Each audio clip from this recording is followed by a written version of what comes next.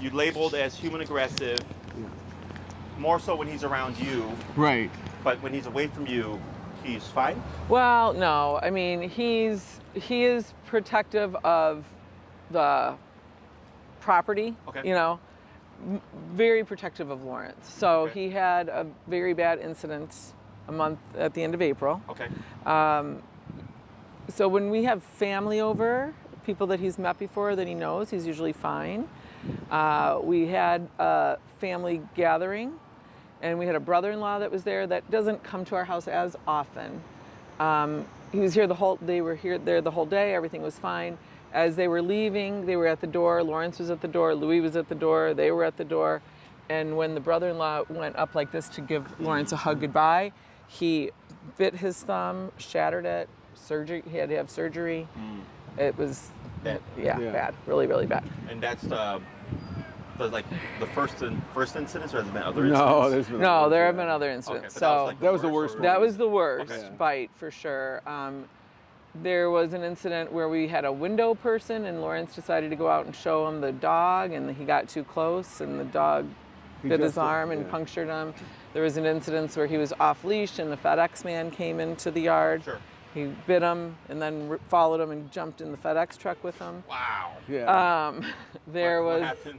He closed the door behind, and Louie was He sitting went in on the back with the passenger packages. seat like, where did he go? Where did he go? And I went and got him, and I dragged him out of there. Okay. But So he has those really sharp canine teeth. So when he punctures, So he's it's hard. Biting. It's biting. Okay. It's not.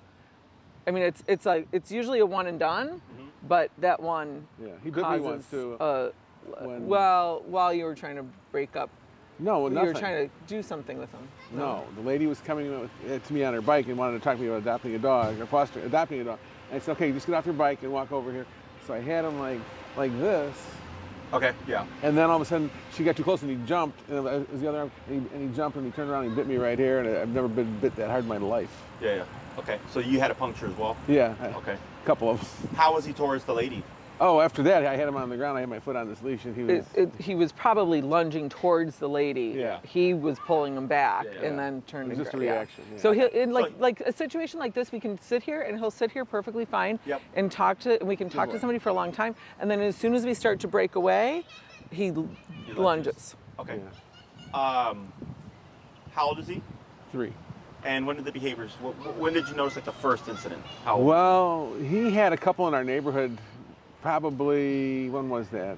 So we got him when he was probably 9 months old. Okay. February, yeah. And I don't know when the first incident was. It was.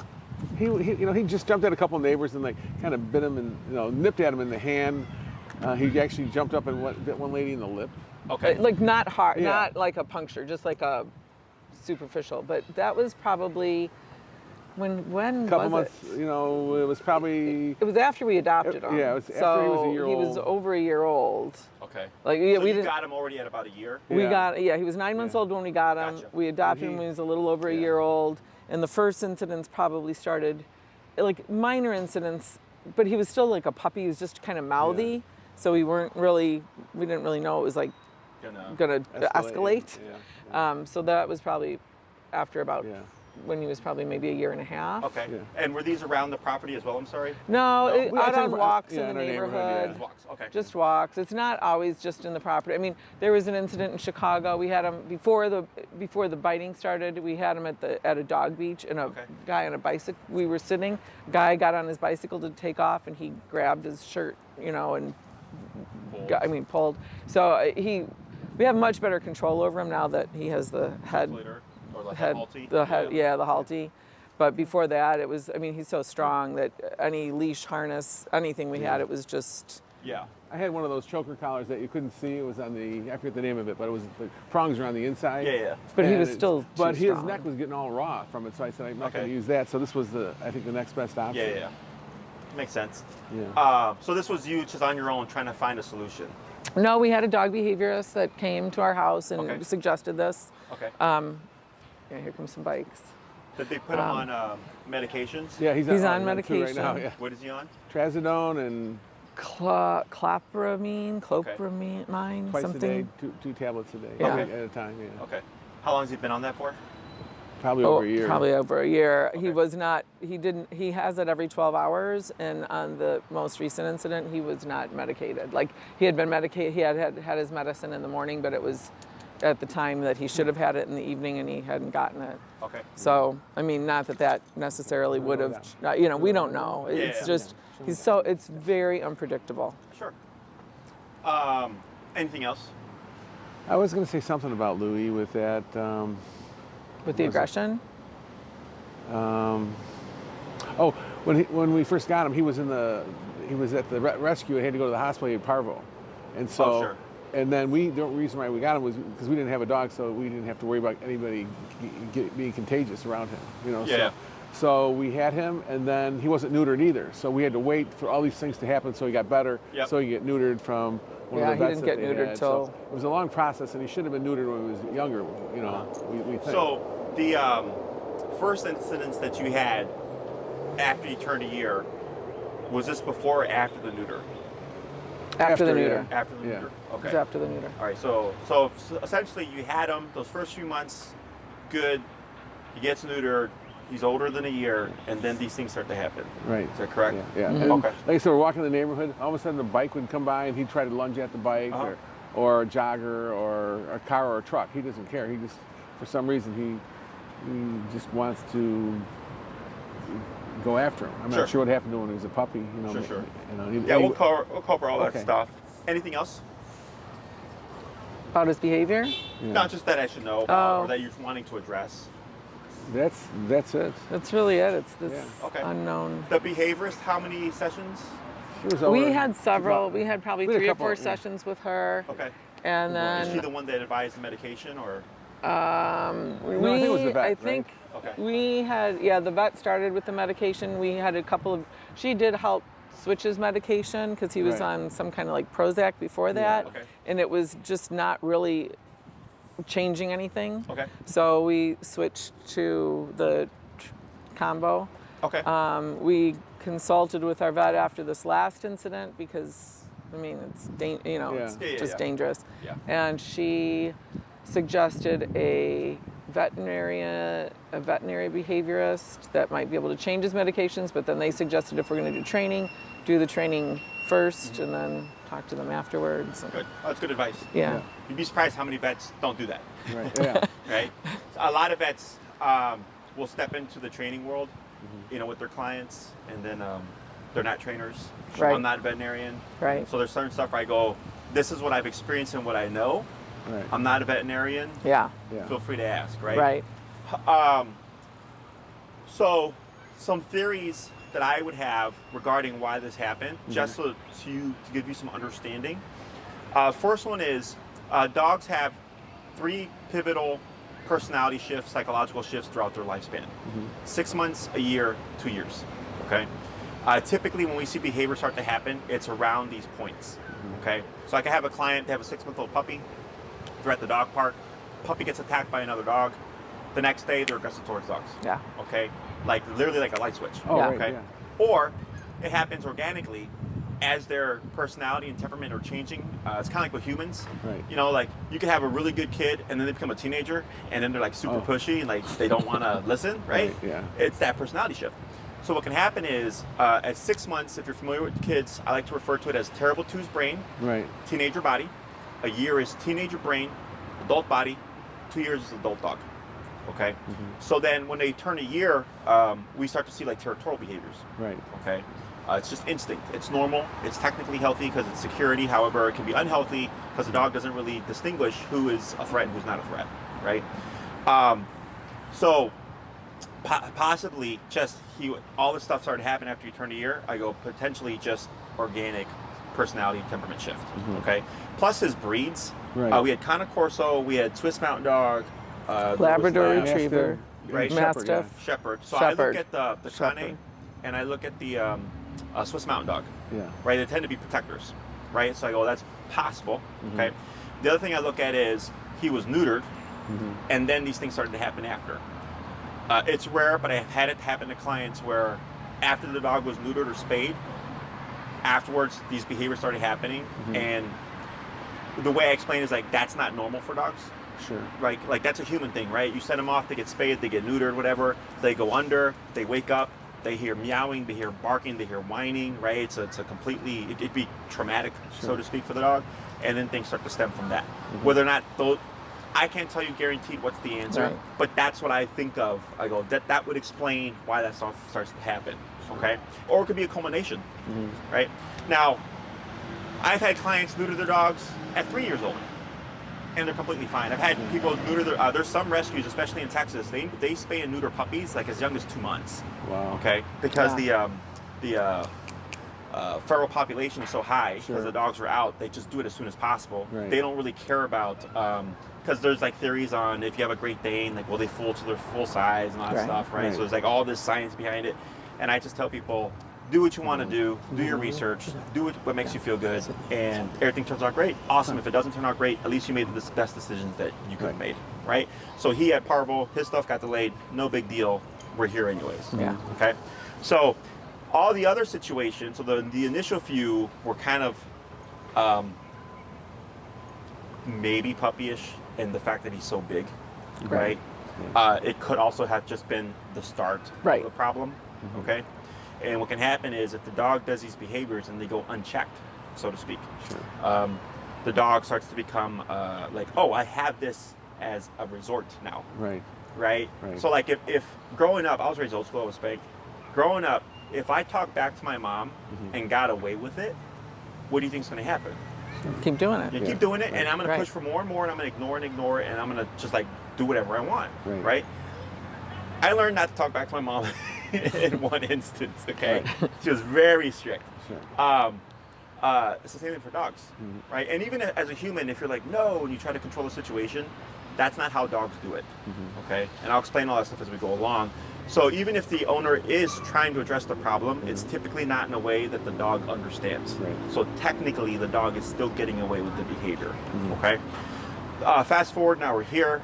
The other stuff is territorial for sure, right? That's just an easy answer. And it is the answer. The good thing here is that it's predictable. Does that make sense? Not always. Well, he does these things. I mean, this last incident was very very that was uncharacteristic. predictable. It's just it's exacerbated, right? Because coming in for a hug, you've never seen the behavior before, so you're not anticipating it. But what happens is the dog starts to become territorial and it starts to expand. The ego starts to grow. Okay, so it makes sense to me looking back in hindsight where I go, that's the escalation. Because you went from a couple of minor incidents just after the neutering or whatever, and then throughout the course of time, they're getting worse. Does that make sense? So that's how it's predictable. It's not predictable to the average dog owner, right? But for me, because I've seen stuff like this time and time again, I go, that's the natural progression of things. Okay? Like when I mentioned earlier, if I talk back to my mom and I get away with it, over time, it becomes worse. Does that make sense? Yeah. And just to kind of just go back for a second with Louie, so for a long time, probably a year or so, he was only aggressive when he was out on a leash and never in the house. Like anybody could come and go. And then that changed. So at some point. So if you think of this here, you're your own territory.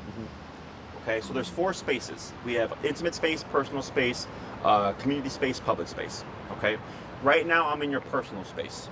Intimate space would be 2 to 3 feet of you. Personal space is 8 feet of you. Community space would be 8 feet to like 30-ish feet. Anything beyond that is public space. Okay, so when you view the world this way, right? You're walking, you're your own territory.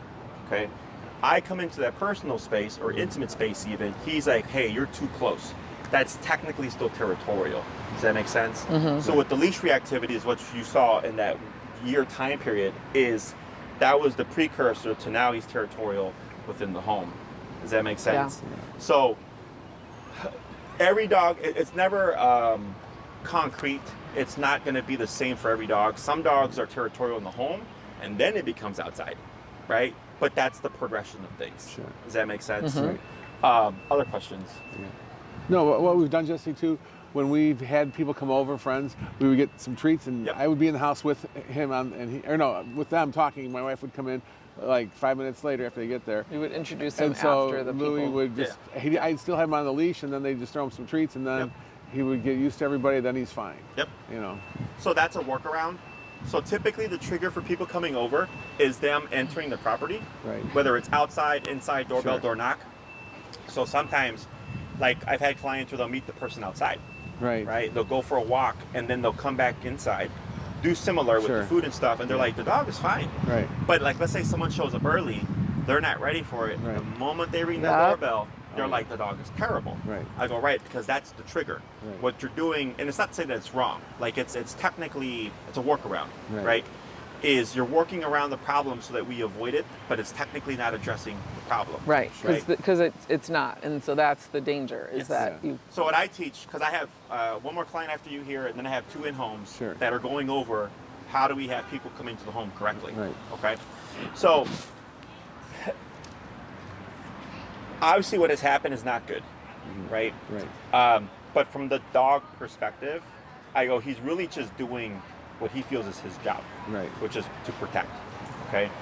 Unfortunately, as a dog, he cannot decipher friend from foe to a Right. degree. He's just like, you're too close, and I don't like it, so I'm going to be proactive and just do this.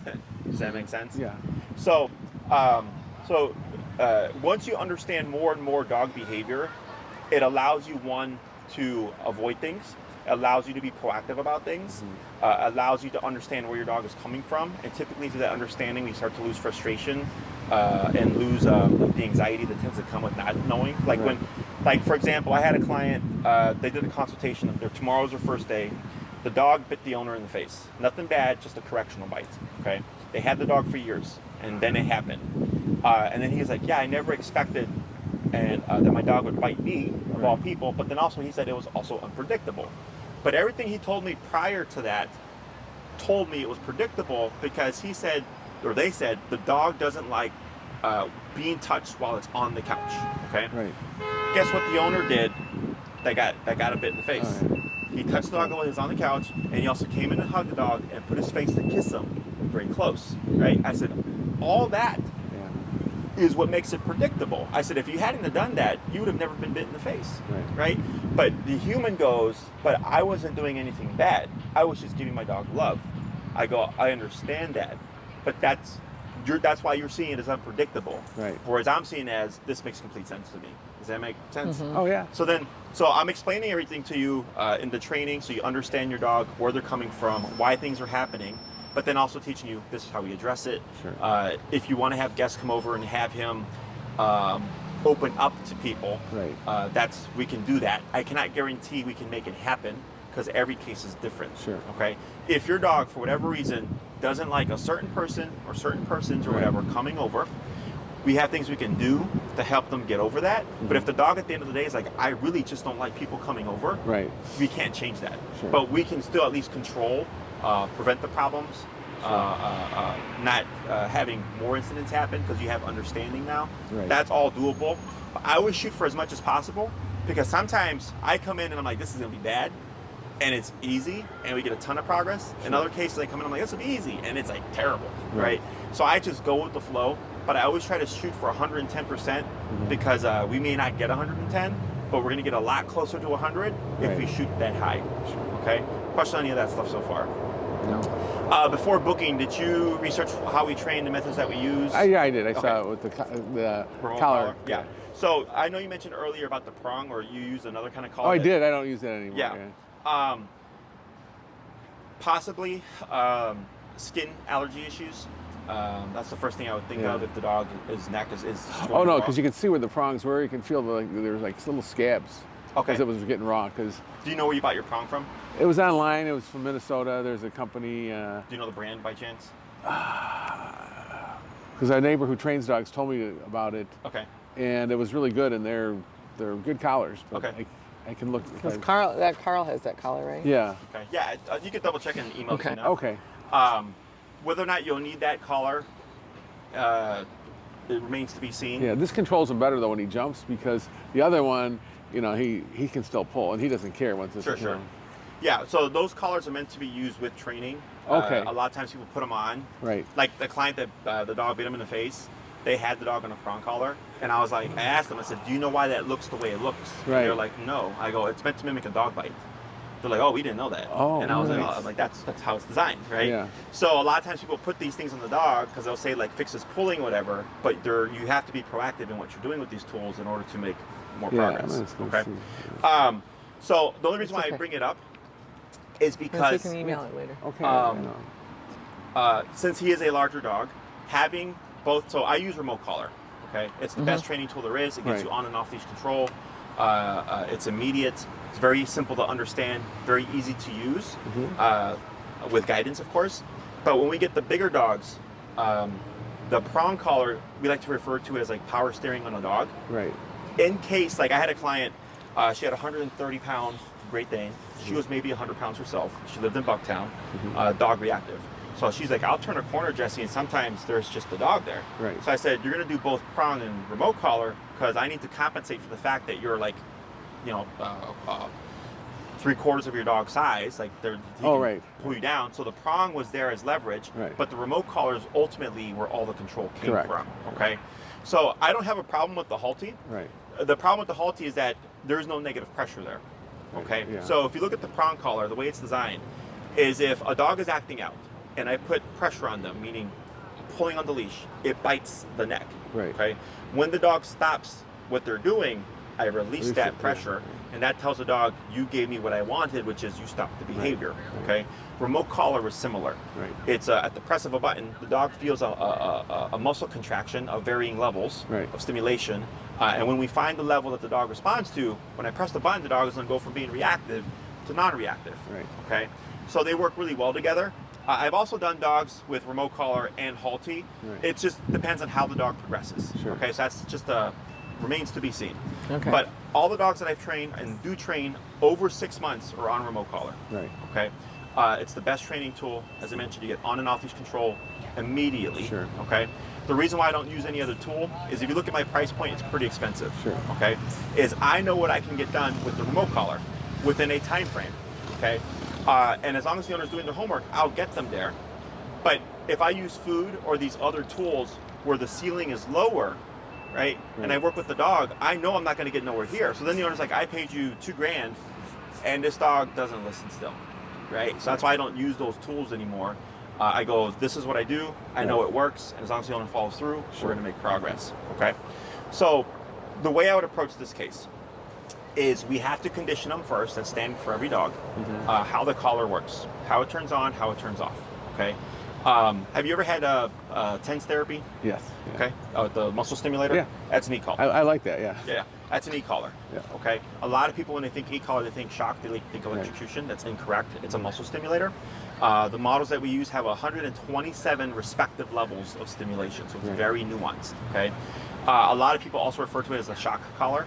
That comes from two fronts. One, when e-collars first were designed, they had 3, maybe 5 levels. Okay. 127 and 5 are the same. But I have 122 more divisions now. Whereas before, you had low, medium, high, very high, and right? Fuck, that's high. So it was more drastic. Okay, so it was more shocking, so to speak. Also, in the dog training world, there's a lot of drama. There's the positive only front. Treats, praise, medications, all that stuff. Correcting your dog is looked down upon. It's I've even had clients get kicked out of classes because they told their dog no. Like sometimes it gets really extreme. Okay, but they use words like shock, torture, pain to deter their clients or their followers of like using these tools or seeking trainers like myself because they're like, well, I don't want to shock my dog. And I go, well, you're not electrocuting them. Like they use the same technology on humans all the time. Okay. Right. So the first thing that we teach is always heel, which is walking on a leash. The reason why this is so important is most people in the city of Chicago walk their dogs 3 times a day, 7 days a week. Right. So that's 3 times a day, 7 days a week. You're practicing this ritual. Okay. We're applying the collar in a non-confrontational manner. Okay. We're not yelling at the dog or anything. You're just walking. Okay. It allows us to determine the dog's levels. So we start to find consistencies because every dog's gonna be different. I have a dog or 2 dogs right now. This is super rare. Dog was responding to 2. Okay, out of 127. Wow. Most dogs fall between 25 to 35. Okay, and every now and then I get dogs that are 80 plus. Every case is different. I help you figure that out. Sure. Okay. The other reason why we cover heal is leash pulling and leash reactivity are the two most common things that we deal with. Right. Okay, everybody wants to fix leash pulling or leash reactivity. Right. Heal helps address both of those things from the get-go. Sure. Okay, so heal has a very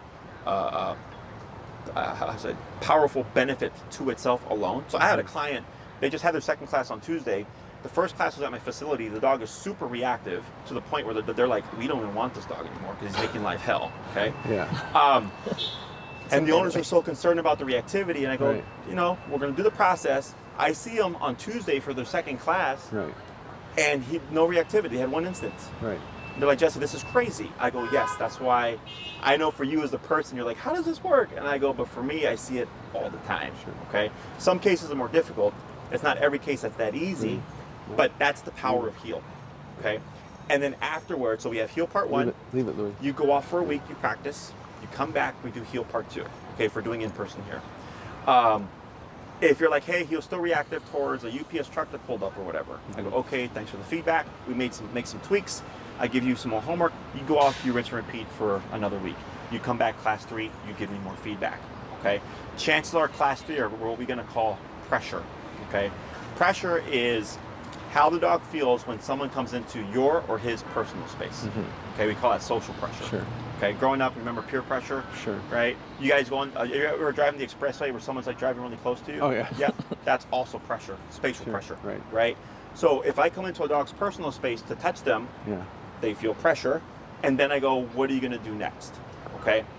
Let's say he lashes out. I have a sleeve that protects me, Sure. the bite sleeve. It allows me to press that threshold. Sure. And he bites. I can now gauge the bite because I can feel it through the sleeve. And I'll tell you, okay, this guy means it. Sometimes the dogs tuck behind and they try to hide. And I go, this dog's a scaredy cat. They're only biting because they're scared, right? Right. I hope you understand. And then from there, we repeat the exercise and we correct the behavior to teach them that's not an option. Right. Okay. Now, does it mean anybody can walk up to your dog and pet him? No. What we're doing is we're putting him under stress. If he acts incorrectly or makes the wrong decision, we go, that's not an option. Figure something else out, right? So if your dog doesn't like people in his personal space, again, I have things that I can do to help him. Sure. But if he just ultimately doesn't like it, then I go, that's fine that you don't like it, but don't bite. Right. Figure something else out to handle the situation. Sure. Okay. So we're helping the dog make better decisions. I'm helping you understand your dog, and then those two things together are ultimately what helps you keep your dog and mitigate exposure to risk there. Right. Okay. The next thing I'd probably do is coming into the home, doing a home session to work on the territorial behavior. Sure. Partially correcting him for assuming and just making the decision to bite or whatever, but then also teaching you how to have people enter the home correctly. Okay, it's unnatural in the animal world to have guests. Right. That's a human concept. Okay, there was a map of wolf packs, and they have sensors or tracers, and they gave them designated colors, and you see green, blue, yellow, red, and they don't cross. You might see a straggler here and there, but you see how they have their isolated territories. They just stay out of each other's business, right? So some dogs can have a strong territorial instinct. So if somebody comes into the home, the dog's like, this isn't normal. I'm going to assume threat here, and then of course act out. Or if someone's coming into your personal space, right, to give you a hug, whatever, that's a separate thing.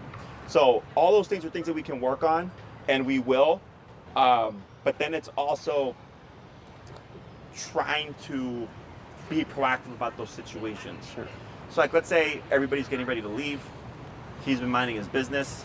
You guys are gonna hug goodbye. I'd probably tell that dog to go to his bed and not move so that you guys can hug and say your goodbyes and stuff. And he's like, none of my business, I'm over here. Right. Okay, so you can use obedience as well to help avoid problems, but you have to be proactive. Sure. I just tell people, assume it's gonna happen. Right. Right? Right. What usually happens is people make progress, they become complacent, they think the dog is a good dog, and then they go back to normal, and then something happens. Right. And I go, your dog was being a good dog because you're doing a good job about always telling them what to do. Right.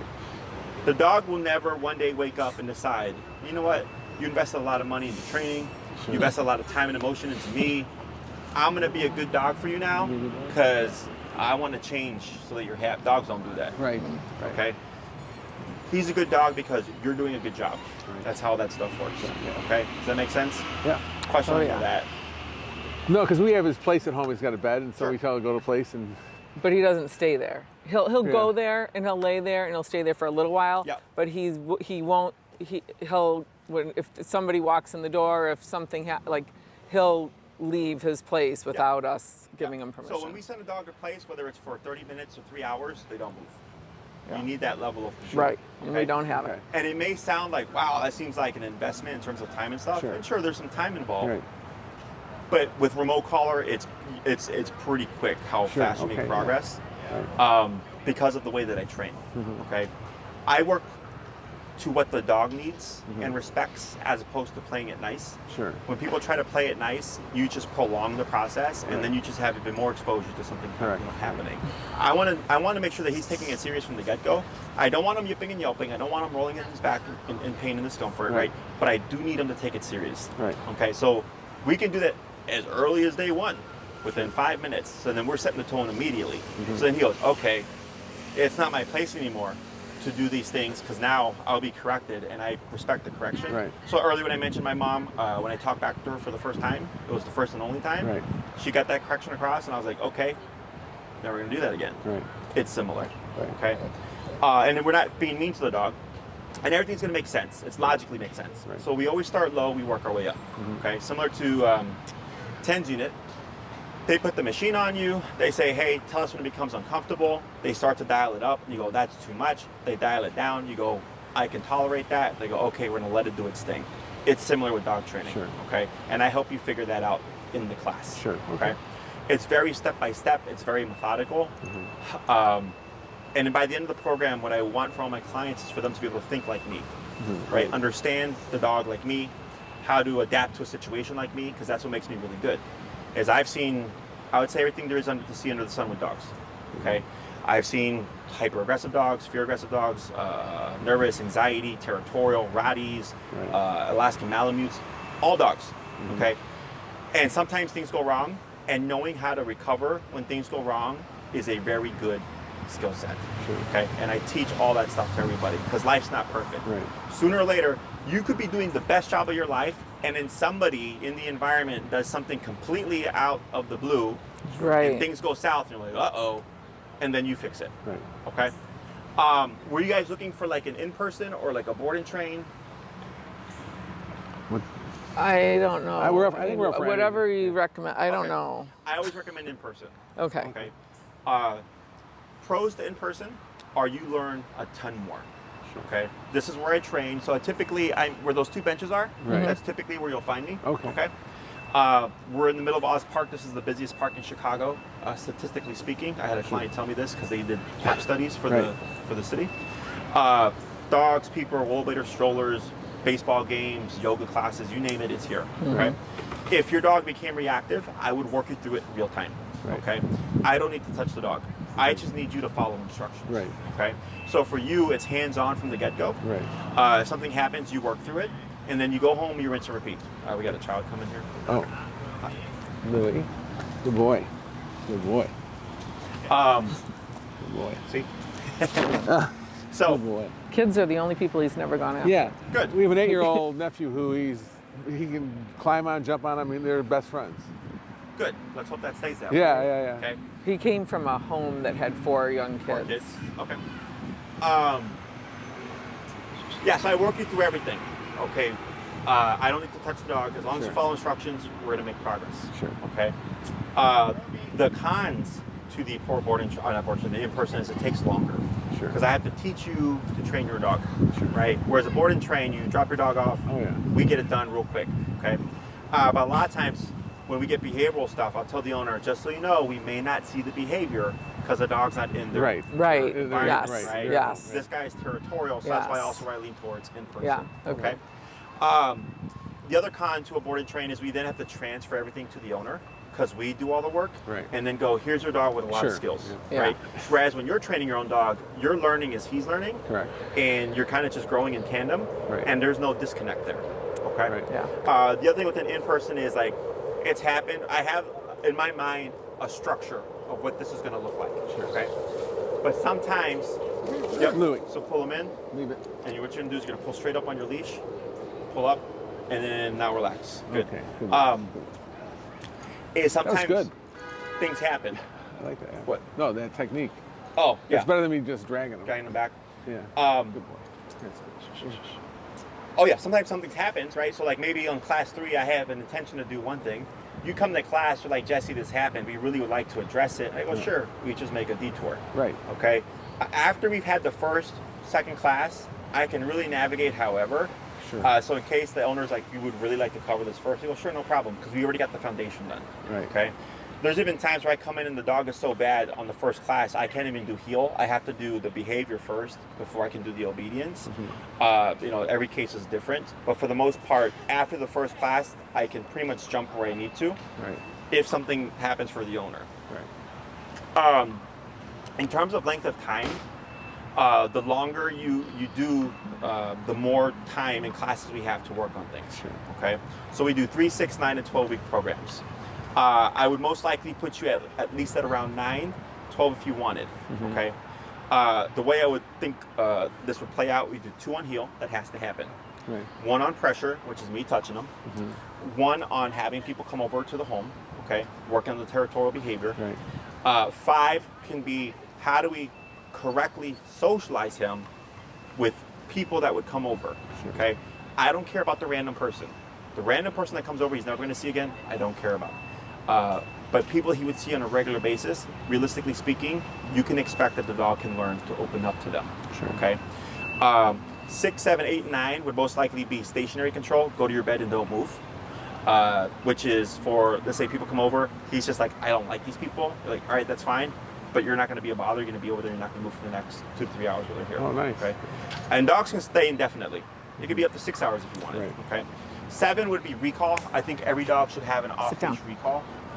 Just in case something happens, you want to have the ability to return your dog. 8 and 9, you can think of as variables. Okay. Maybe something isn't clicking. Maybe you want to review something again. Maybe you want to have, maybe you had a person come over and you did the exercise, but it went south. So you want to have that person again, but with me around to see what went wrong, right? The other 8 and 9 would be tweaking things. Right. Okay.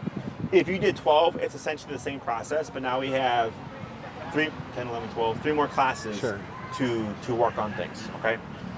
If this ends up being straightforward, and it's like, wow, this guy's making a lot of progress very quickly, and he's doing good. I give you more control, more obedience. So there's 6 commands: sit, stay, down, come, place, heel. Okay. Out of those 6, heel, place, and come or recall are the necessities. Okay. You have walk with me, you have don't move, and you have come over here. Okay. Those 3 things alone will allow you to do a ton of stuff with your dog. Having to sit down and stay just gives you that much more control. Right. And then I can help you advance those skills to an off-leash level. Okay. A remote collar gives you on and off-leash control. Okay. I get a lot of clients that go, Jesse, I wouldn't trust this dog off-leash. And then later on in the program, they're like, I was at the park with my dog off-leash, because now they have the confidence because they have the control. Now, is their dog off-leash at the dog park? No. But they're at the lakefront where there's plenty of space and they can let their dog chase squirrels and they're minding their business and they're not having to worry about, is my dog going to take off and I can't recall them. Right. Okay. So then it allows your dog to have more of a social life.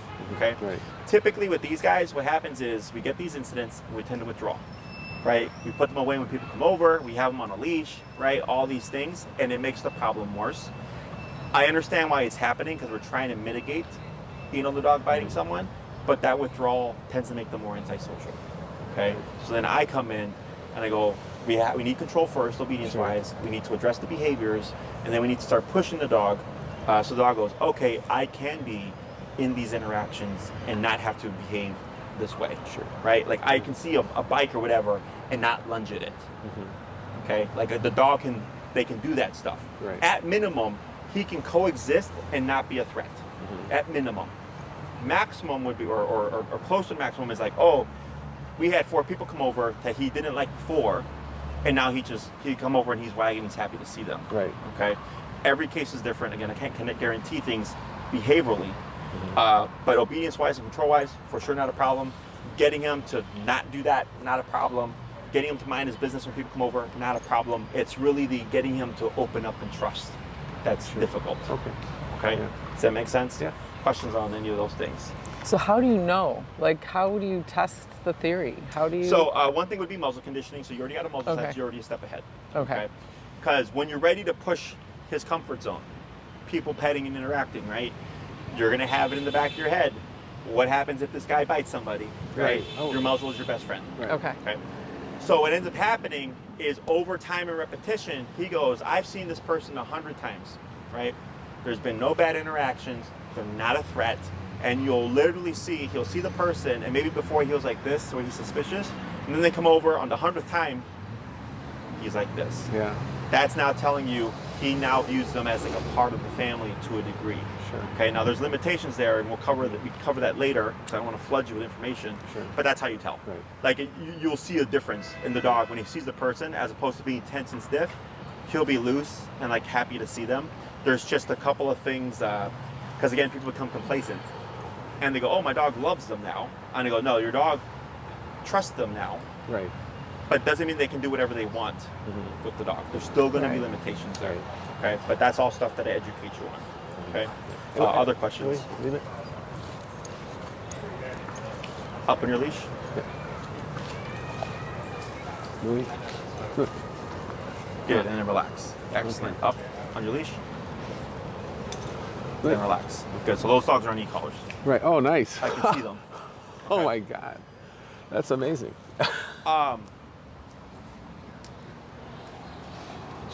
Question on any of that stuff? No. No, I think it was Corrective Collar. Is what the name of the company. Oh, I'm pretty okay. sure. Okay. That must be a newer collar, because I've not heard of that. Yeah. Well, and I don't really think that collar. I mean, it wasn't like, remember that prong collar we had for Captain? Right. It didn't work the same. Like it was, like meant to be a prong collar where you couldn't see the prongs, but it wasn't the same as. Yeah, when we use prong collars, I always tell people to use unaltered collars. Any altered prong collar, except for like one, is not good. Yeah. Yeah. Okay, for a variety of reasons. Sometimes it's the metal that they use. A lot of times it's cheaper metal, which will cause irritation just Yeah. on its own. The way that they're cut, some of them are flat cut, which leaves sharp edges on the prongs. Whereas with Herm Springer's, which is a brand that I recommend, they're rounded. It's a very well-made quality collar Right. that costs like the same price as the cheap, the cheap quality ones. Right. Okay, but that's all stuff you worry about when we get to that point. But definitely, remote collar is going to be necessary for Right. training. Sure. Okay. A very common question that I get is, when does the e-collar go away? In my book, when you need it, it doesn't. So that means, like you saw these guys, they're off leash, right? They have their collars on, because the owner has to account for there's other dogs in the environment, there's people, there's sounds, there's scents, there's squirrels, there's animals, right? Some kid could throw up a random firework and spook the dogs. Right. Having those collars on just gives the owner the ability to recover if something happens that they weren't accounted Right. for. Okay. Right. It's not that you're always using it. If you're always using it, that tells me you weren't following the instructions. Okay. People tend to play the collar too low, and that's why they're always using it. Whereas I play it at a number that the dog goes, I don't like that, and I respect it, so I want less of it.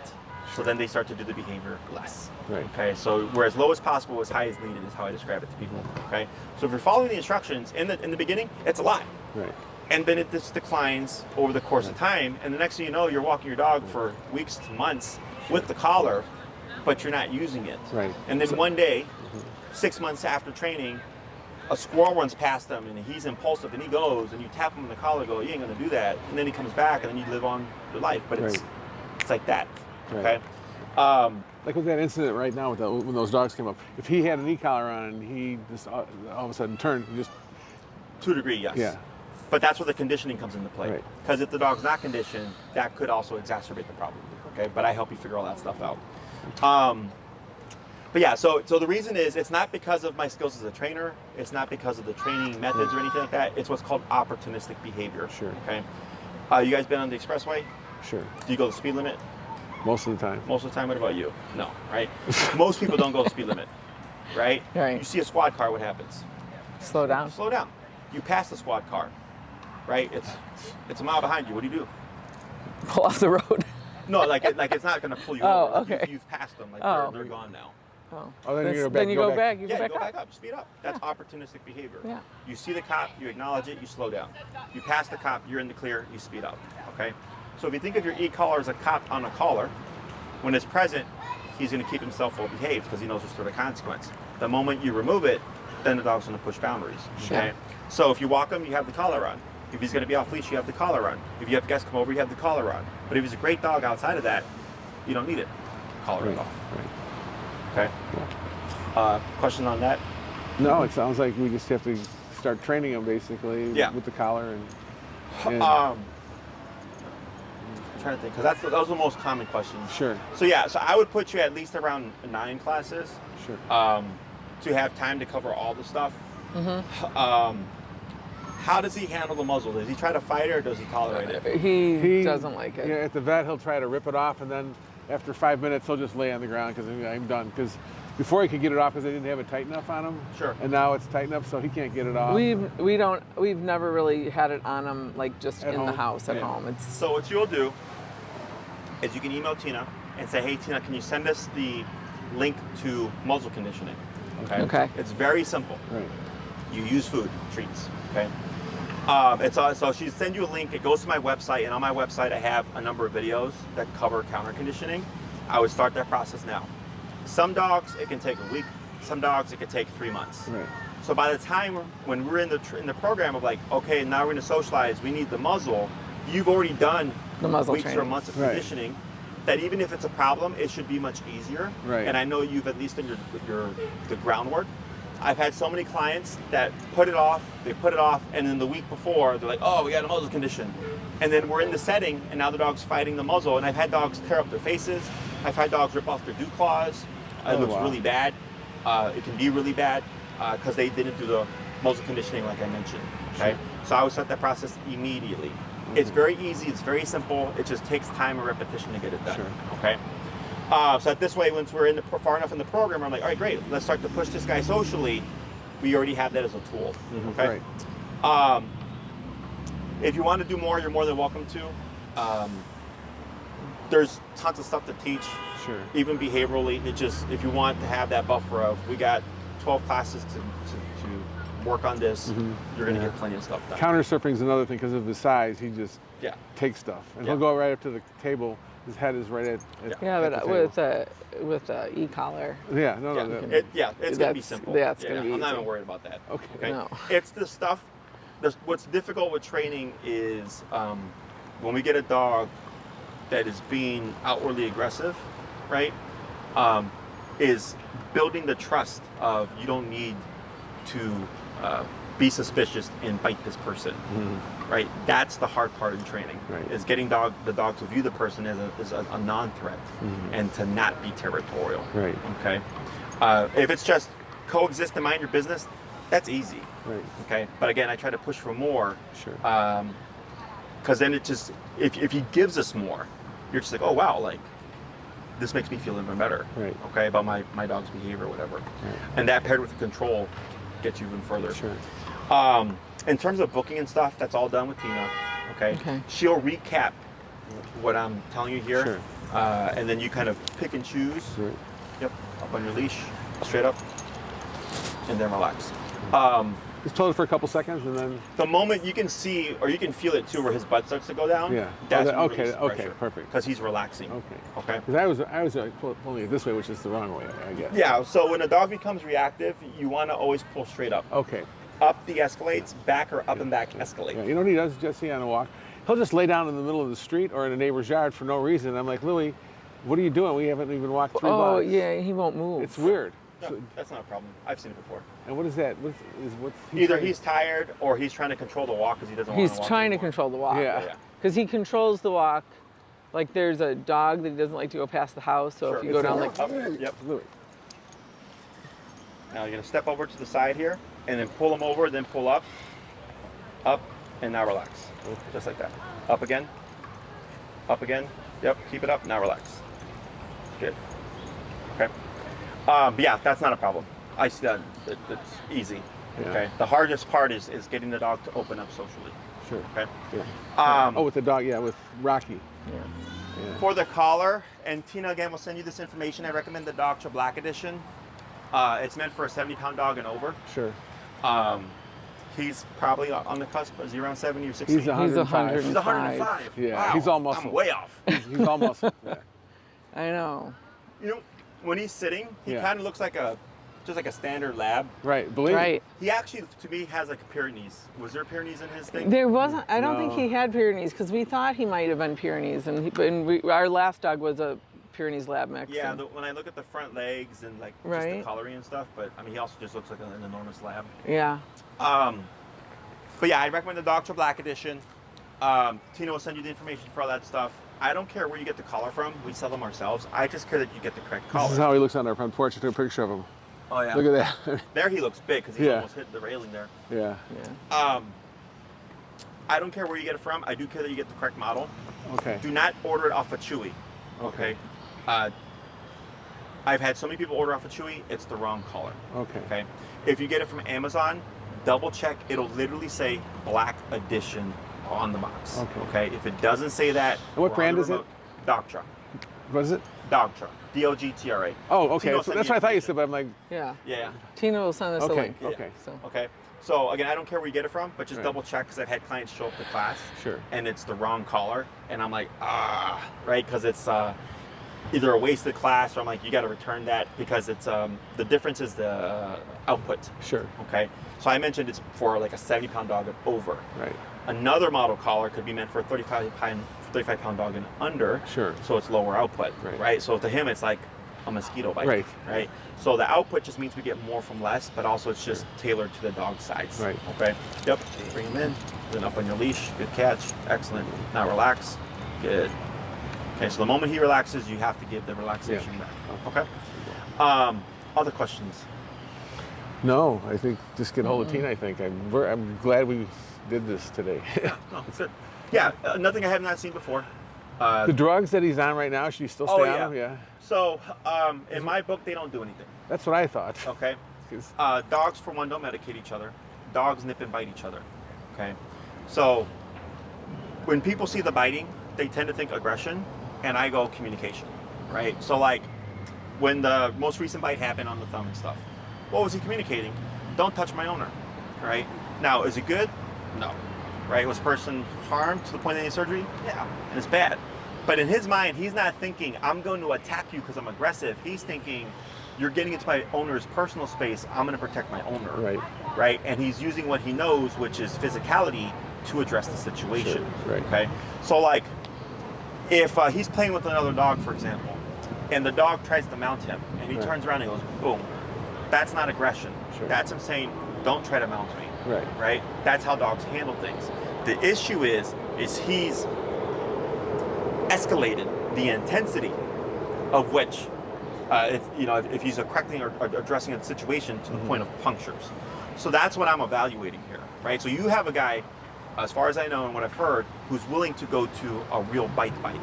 Yes. The owner that I mentioned earlier that got bit in the face, it wasn't a bite, it was a correctional nip. Right? Right. There was no punctures, so maybe a little bit of a graze from a canine scratching, and I told them that is calculated.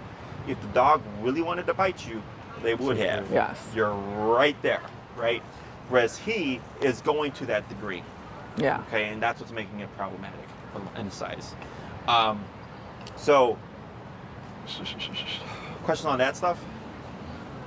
No. No? So, I mean, he is definitely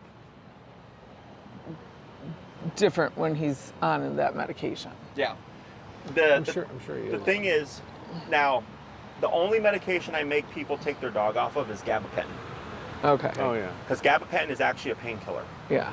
Okay, and I've had that impact the training because Oh. the e-collar 2 degree is uncomfortable. Right. Right. So if the Right. dog can't feel discomfort, I've seen it happen, and then I was like, I couldn't figure out why. And then when I looked into the medication, I'm like, this thing's a fucking painkiller. Right.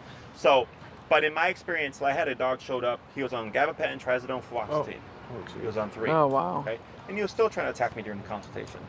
And the owner was like, do you think the drugs are helping? I'm like, well, do they look like they're helping? And she's like, no. I'm like, no, right? The dog is now completely off the drugs, and he's completely fine, okay? What people tend to struggle with is the psychological, what happens if I take my dog off these drugs and he gets worse? It's kind of more of the fear of what if that holds them back, okay? The only thing I would look at is if you start the training and then he's on the drugs and then you wean him off the drugs after the training and it starts to shift things, that's where it becomes kind of wonky. Whereas if you did it proactively at the start of the training, I know when I'm coming in, I'm working with the raw dog as opposed to a dog that might be impacted by drugs. Okay, that's the only variable for me. I have a friend who was on anxiety medications. He had really bad social anxiety, and he told me he stopped doing the medications because he didn't like the way it made him feel. Okay, now he's just learned how to deal with the anxiety, right?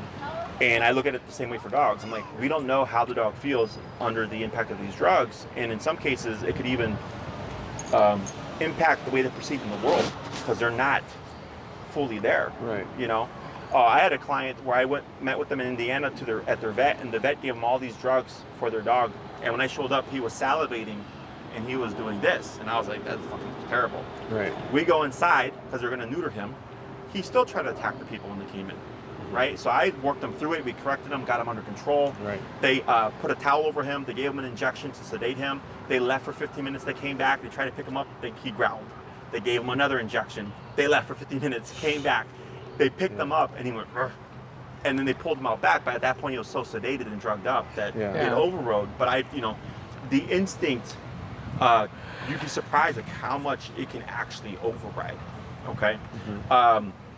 As long as it's not on gabapentin, I leave it up to you. But in my experience and opinion, it doesn't do anything. Okay. This is territorial behavior. Right. He needs to be essentially bitten back for what he's doing. He's not had a formal correction for the things that you're disagreeing with, and that's why things are getting worse. Yeah. Okay. Other questions?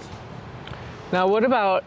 Is this where you told me that he's not supposed to be on the couch and he's not supposed to be in the bed? No, that was somebody else. Oh. I don't care about that stuff unless there's problems around that stuff. Oh, okay. Okay, so for the owner that got bit in the face, they told me the dog does not like to be touched while it's on the couch, right? So then I go, okay, that dog doesn't belong on the couch then. Now, if they decide, but we want to have it, then I go, that's fine, but I cannot make the dog like you touching it when it's on the couch.